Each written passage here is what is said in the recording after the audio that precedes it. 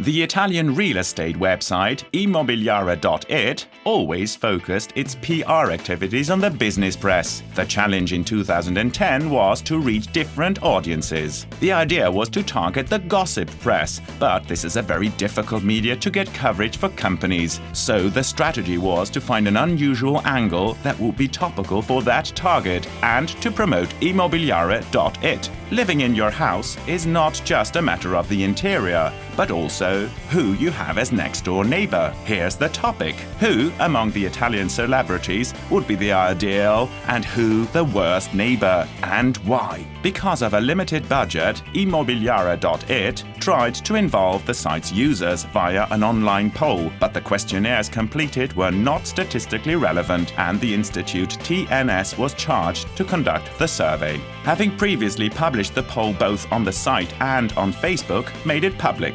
Also to the main competitor, who tried to overtake Immobiliare.it, launching a similar press note entitled Monica Bellucci and George Clooney are the Italians' ideal neighbors. This raised a doubt if we should launch our press note. However, Immobiliare.it's study proved to be stronger because the data was certified by an authoritative institute and the results were more realistic. Immobiliare.it's note also talked about the least wanted neighbor, and this was of more interest for the mass media. 72 hours after the competitor's launch, Immobiliare.it released its note entitled Fabrizio Corona is the neighbor nobody wants. The press release highlighted the external certification and the messages that were considered relevant to promote the site. Few hours later, the news had already been published by the main Italian wire agencies and websites and had become the topic of several radio and TV talk shows. It was on the gossip pages of the national TV news and daily newspapers, and it stirred up the attention of the gossip magazines, the original target of the communication.